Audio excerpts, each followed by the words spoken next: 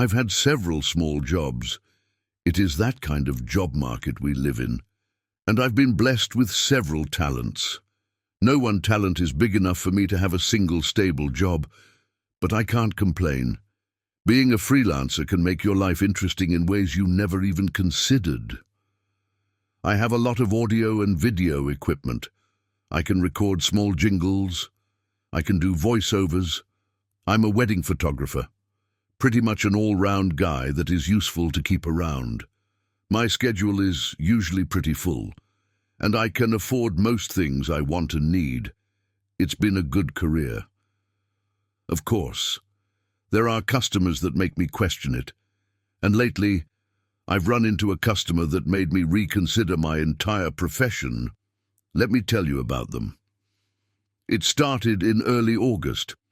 I was contacted through a gig site by someone claiming to be a YouTuber focused on abandoned buildings and urban exploring. They wanted a series of long exposure shots. You know, the type where it looks like the sky changes color in a few seconds instead of hours, or where cars are speeding by at an amazing speed. That kind of shot. I've done a few before. They're pretty easy. Most cameras have a setting to do it automatically. The trick is to make sure you're nearby, so nothing messes with the camera or steals it. Luckily, since these were abandoned buildings, I figured I could just chill nearby and listen to an audiobook. Still, it is a few hours of work. The customer was eager to pay. A bit too eager, perhaps. I was given the address of the first building. It was an old gas station outside of town, next to an abandoned bus stop. I'd passed it by a few times and didn't think much of it. It just seemed like the kind of place that every town had. A place just forgotten by time. I scouted the area and set up my camera in a way that I couldn't see the road. This way, we got a great shot of the sky without blinking lights or cars. Great weather, if a bit windy. Still, I took a few drone shots just as a bonus. It is important to make a good first impression, so they come back later on. Key strategy to being a successful freelancer: make connections whenever you can. I set up my camera, double-checked the settings and battery, and just waited. I rolled out a blanket and put on my headphones. I'd be there for a few hours. The entire thing wasn't that eventful. I listened to my audiobook, packed up the camera, and went back home. No big deal. Then I went through the footage. At first it wasn't anything strange. The sky changed to a darker blue, and the building went black as time passed. It was just like the customer wanted. If anything, I thought it might be a bit too dark. I thought about what settings to change. Then, in one of the back rooms, a light came on out of nowhere. There was a shadow in the building. It just stood there in what used to be the storage, looking out the window. It was almost completely still. The light was on for at least 2 hours, and I never even noticed. In all that time, the shadow just remained there, perfectly still. Then the light went out. It was so still that I didn't know what it was. It looked humanoid, but it was too still to be a living thing. I concluded that it was probably something left in the storage. It was pretty short.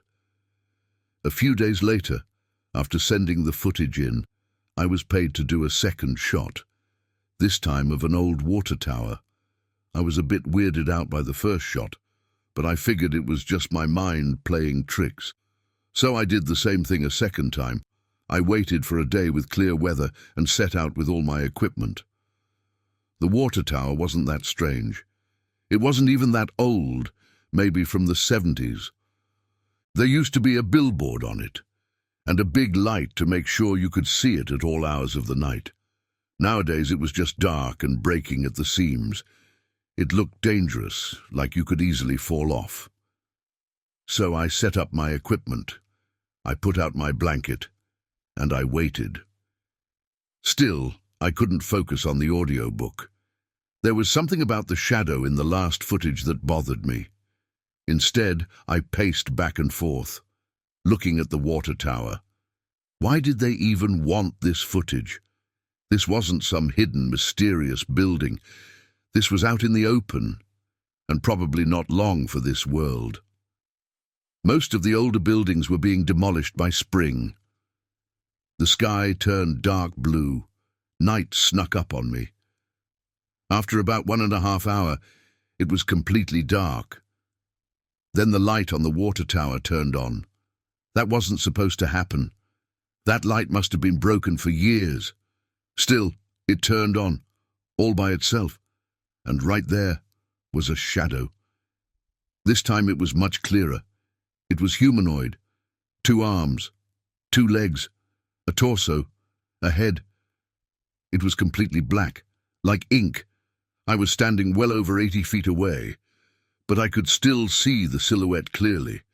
It was again pretty short. What bothered me was that there was no movement. It just stood there, still as a rock. Minutes passed, and the thing just stood there.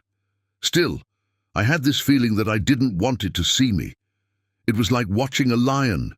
There was inherent danger in it. It had come from nowhere, for an unknown reason, and now it just watched and waited. Did it know I was there? After 45 minutes, the lights went out.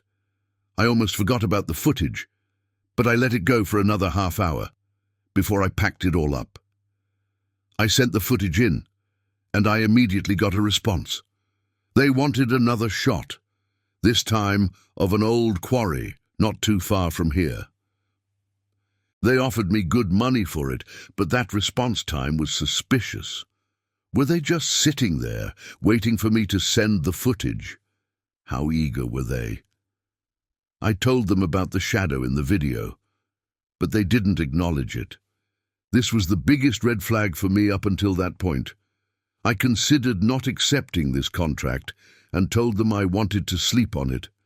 No more than 2 minutes passed before I got another response. We'll pay double. Now, this is where one or the other will call me stupid. But if someone is this eager to make me do something I'm uncomfortable with, it is probably for a good reason. So I refused. It felt good to walk away. I didn't trust them, and I didn't care about the money at that point. Instead, I did what I had to for me to feel safe. I double-checked the handgun I got from my dad. I double-checked my locks and logged out for the night. But they weren't taking this lying down. The next day I got a message about 2 payments being frozen. My payment for the first 2 contracts. This was ridiculous. I'd done what they asked. They couldn't just choose not to pay for it. Still, my rent was coming up and I'd counted on this payment. I had a bit saved up, but this was throwing a lot of wrenches into my planning. Still, seeing the 20 missed messages from them didn't exactly make me feel better about it. I didn't trust them, not even a little. I decided to ignore them. I blocked them, and I told them I'd take them to court. I don't submit to blackmail. Instead, I'd use my savings. I was so happy with myself for not just caving to that pressure.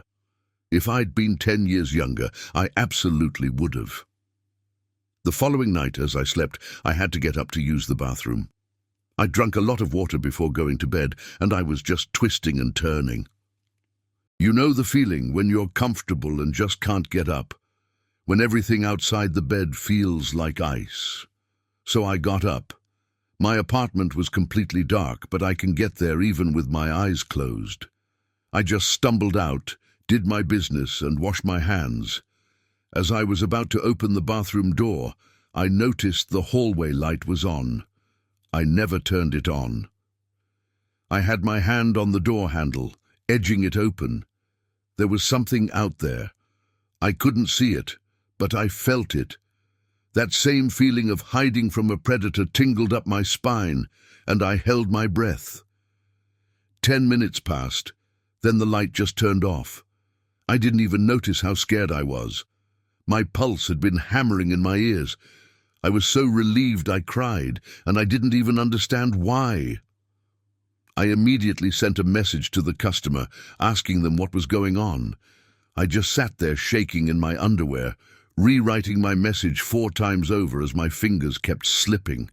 I asked them specifically about the shadow and what they'd really asked me to film.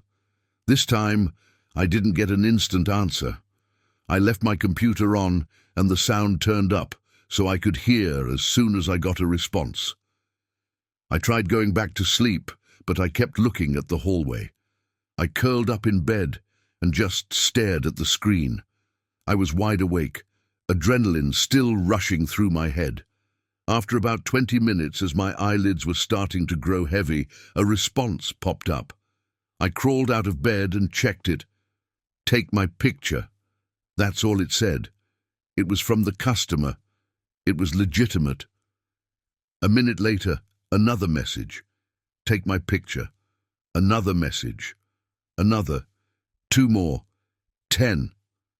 Soon the message sound was having trouble keeping up. I turned off my computer, only to hear my phone start ringing. I got up, stepped over to my phone, and turned it off. Then the light turned on. Silence. I froze, like a deer in headlights. I didn't turn around. I knew it was there, right behind me.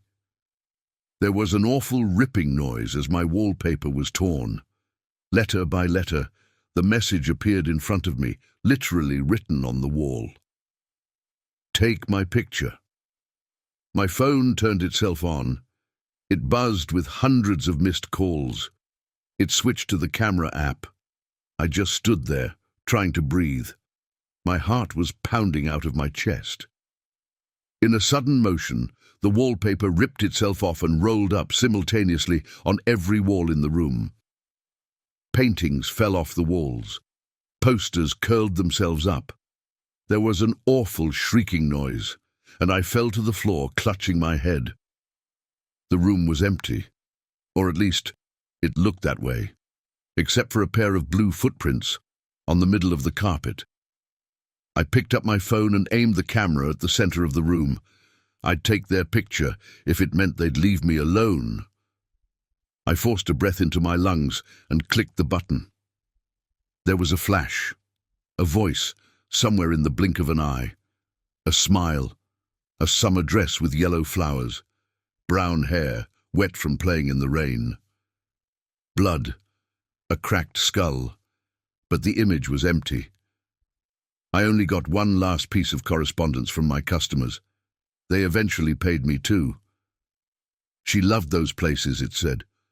All she wanted was for us to look. We usually did, except for that one time. She'd played there 100 times. To hell with it. I'm not taking any more pictures. Just be careful what you agree to. That's all I want to say.